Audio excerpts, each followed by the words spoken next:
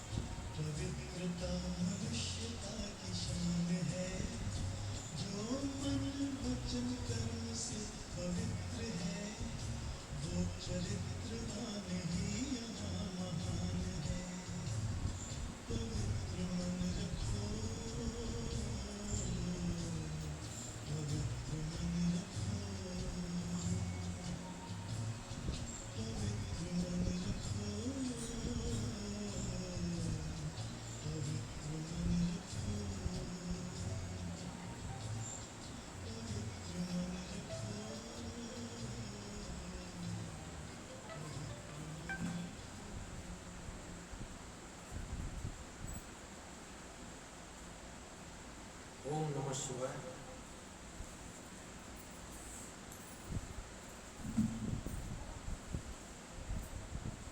आज हमारा सेमिनार का टॉपिक है सृष्टि का आदि पुरुष कौन। तो आज मोहाली के सेक्टर 57 में आपके सदाशिव मंदिर में आध्यात्मिक विश्वविद्यालय को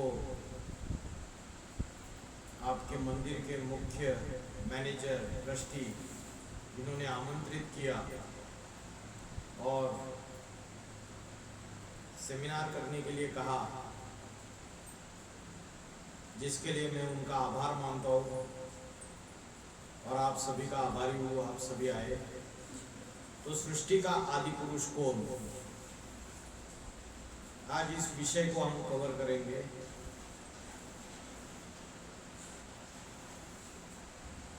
ये सृष्टि की जब शुरुआत हुई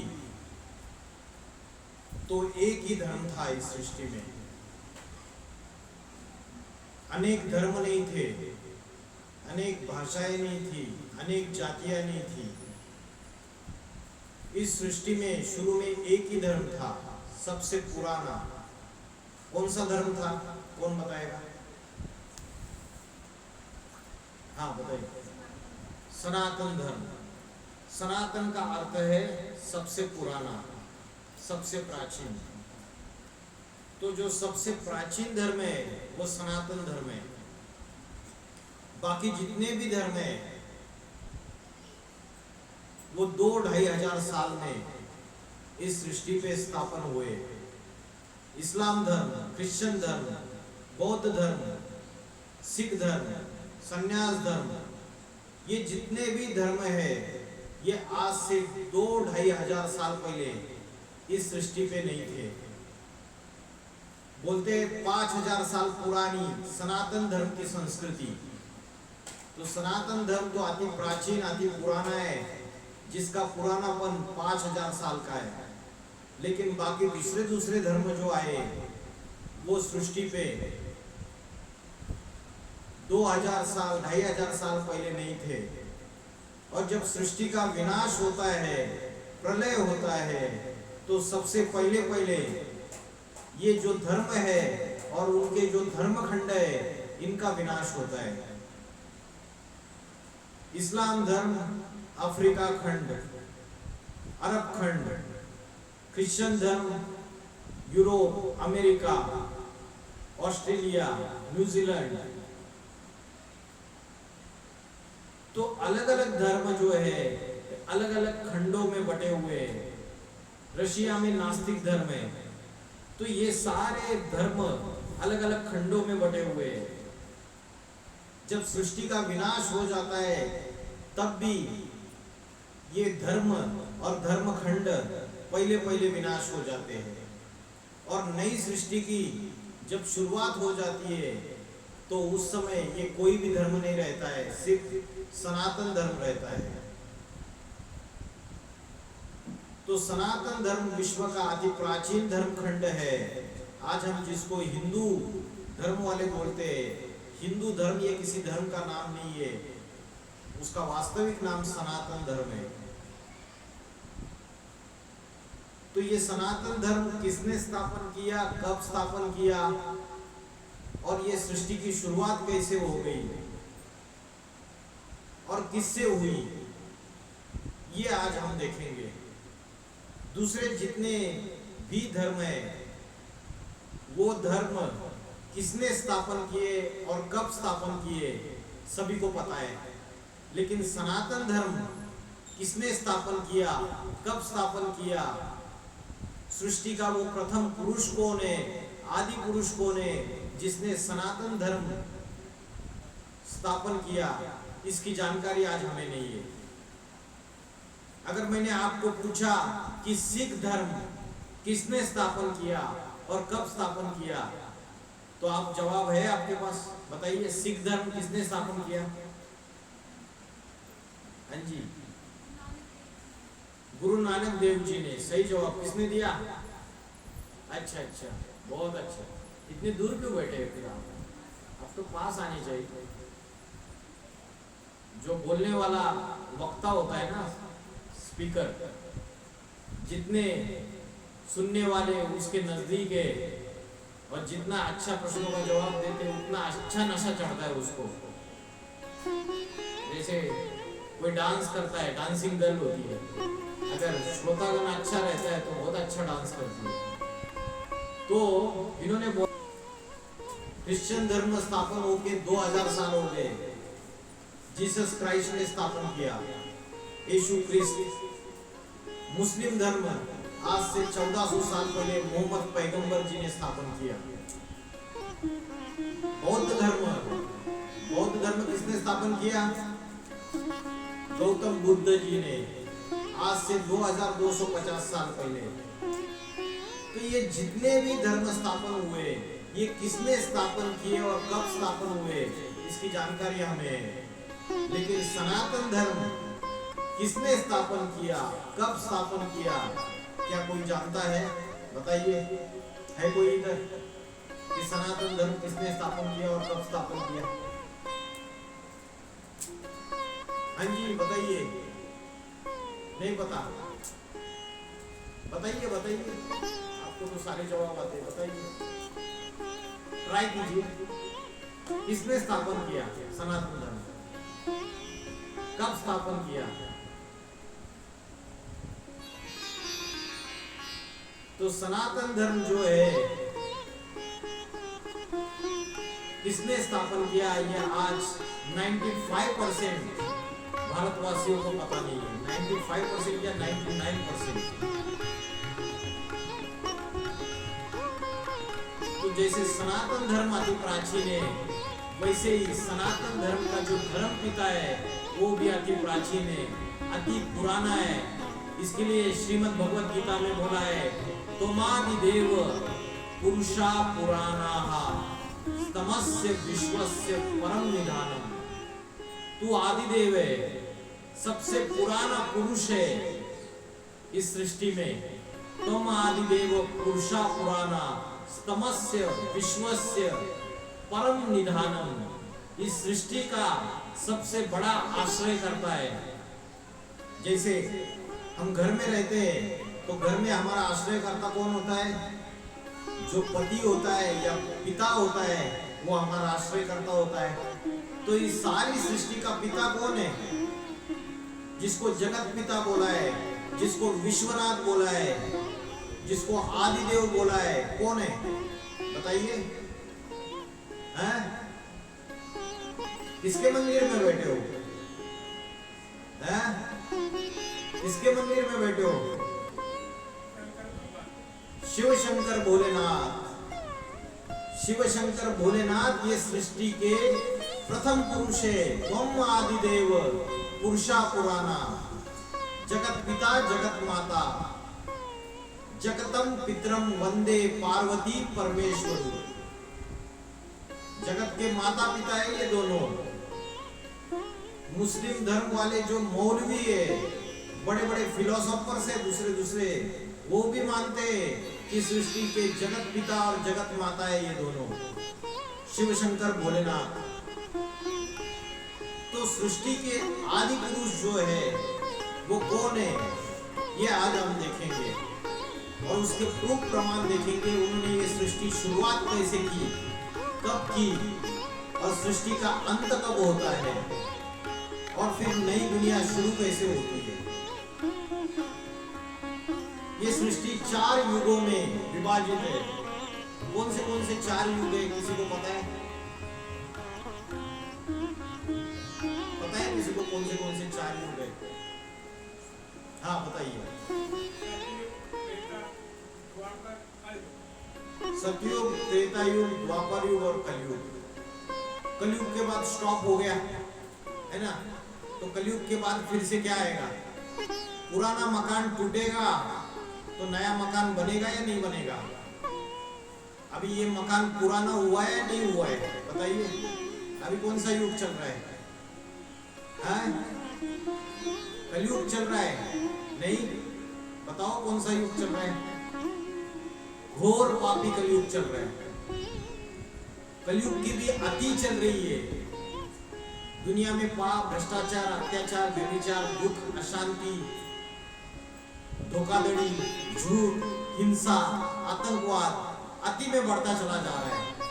मनुष्य अंदर से दुखी हो रहा है ना? दुखी सभी, जिसके पास करोड़ों है, जो अरबपति है, जो बहुत पढ़ा लिखा विद्वान है, वो भी सुखी नहीं है। जीवन में सुख और शांति नहीं है, दुखी दुख है। नानक जी ने बोला, नानक दुखिया सब संसार। तो जो कलयुग का घोर पापी कलयुग है, 4 युगों में से वो घोर पापी कलयुग, ये क्या है? रात्रि है। और रात्रि जब खत्म हो जाती है तो उसके बाद क्या आता है? क्या आता है? अंधकार की रात्रि जब खत्म होती है तो उसके बाद क्या आता है? रात्रि के बाद क्या आता है? सवेरा आता है, सोचरा आता है, घोर सोचरा। घोर अंधकार के बाद घोर सोचरा। तो अभी घोर अंधकार है या नहीं है सृष्टि पे? बताइए, आपका क्या कहना है? घोर अंधकार है या नहीं है? है ना? इनका कहना है कलयुग की अभी शुरुआत हो गई है। और मैं आपको बताऊंगा कलयुग की शुरुआत नहीं हो गई है। कलयुग अभी अंतिम चरण में चल रहा है। विनाश का समय नजदीक आ चुका है। मनुष्य ने अपने विनाश के सारे साधन तैयार कर लिए। जो मनुष्य जिस पेड़ की डाली पे बैठा हुआ है उसी डाली को काट रहा है, और उसी डाली को काटेगा तो खुद भी नीचे गिरेगा या नहीं गिरेगा? तो मनुष्य ने अपने विनाश के सारे साधन तैयार कर लिए।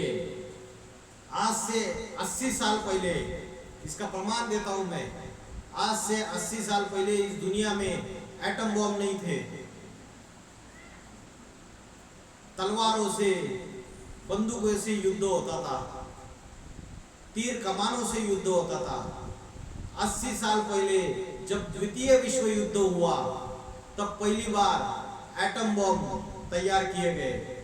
जापान के 2 शहर है, हिरोशिमा, नागासाकी, उसमें एटम बॉम्ब का विस्फोट किया गया।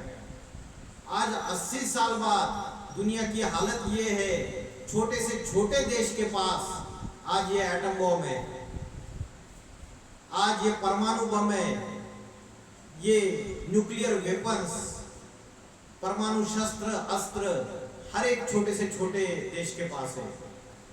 और ये सारे देश आपस में लड़ाई झगड़ा कर रहे हैं।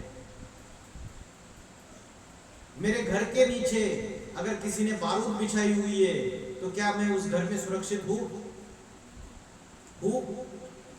नहीं। वैसे ही ये सारी दुनिया जो है वो किसके कगार पे खड़ी हुई है? ये सारी दुनिया में, समुद्र में, आसमान में, उसके बाद जमीन पे, सब जगह ये जो मिसाइल्स है, ये परमाणु शस्त्रास्त्र है, परमाणु बॉम्ब है, ये सारी दुनिया में खड़े हुए हैं पूरी तरीके से। ये दुनिया तीसरे विश्व युद्ध के कगार पे जाके खड़ी है।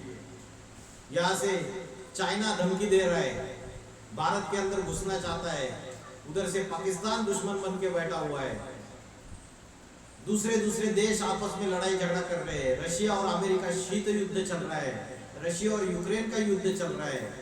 सारे देश जो यूरोप के देश है, नाटो कंट्रीज है, वो अलग अलग हो चुके हैं, यूक्रेन को सहयोग दे रहे हैं।